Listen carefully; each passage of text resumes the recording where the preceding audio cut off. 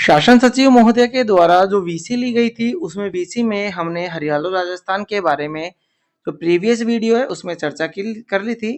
बाकी जो शेष बिंदु है उनकी चर्चा हम इस वीडियो में करने वाले हैं।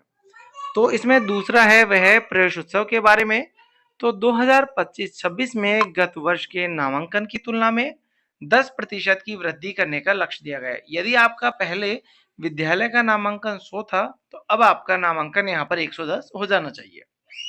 राजकीय विद्यालयों में नवीन प्रवेश के लिए आपको नवाचार करने होंगे। प्रवेशोत्सव का प्रथम चरण 15 अप्रैल 2025 से 16 मई 2025 तक किया जा चुका है और द्वितीय चरण में हाउस होल्ड सर्वे राष्ट्र शाला दर्पण शिक्षक ऐप पर शिक्षकों के द्वारा 1 जुलाई 25 से 24 जुलाई 25 तक किया जाना है।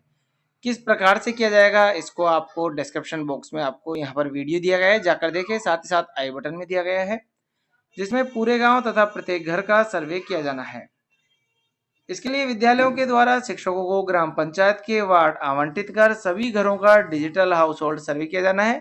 डिजिटल हाउस होल्ड सर्वे जो है ऑफलाइन ऑनलाइन दोनों की प्रोसेस वहां पर दी गई है, जाकर आप देखें। सर्वे पूर्ण होने के बाद डाटा सिंक होने पर समस्त सर्वे शाला दर्पण पोर्टल के सीआरसी मॉड्यूल में प्रदर्शित होगा। विभाग के द्वारा रैंडम आधार पर हाउस होल्ड सर्वे की जांच करवाई जाएगी। 25 जुलाई 2025 से 18/8/2025 तक शाला दर्पण पोर्टल के सीआरसी मॉड्यूल के माध्यम से हाउस होल्ड सर्वे के प्रदर्शित आउट ऑफ स्कूल चिल्ड्रन को मुख्य धारा से जोड़ा जाना है, जिससे राजकीय विद्यालयों के नामांकन में वृद्धि हो सकेगी। उपयुक्त कार्य की सीडीओ डीओ सीवीओ द्वारा सघन मॉनिटरिंग की जानी है।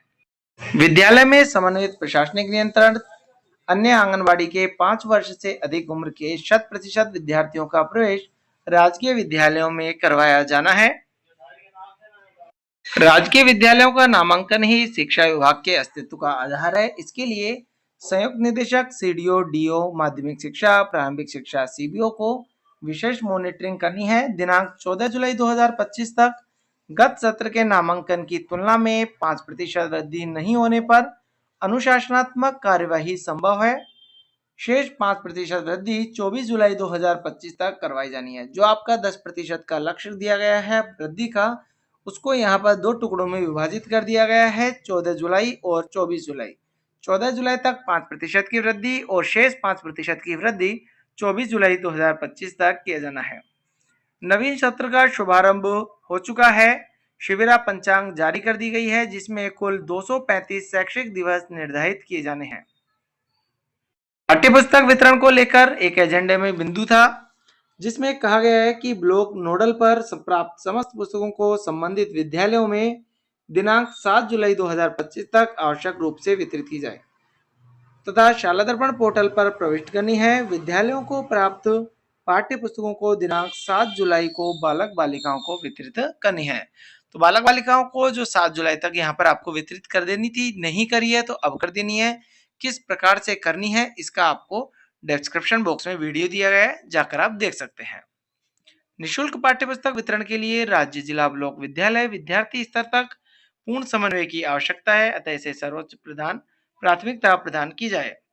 नेक्स्ट टॉपिक है शाला सम्मेलन का।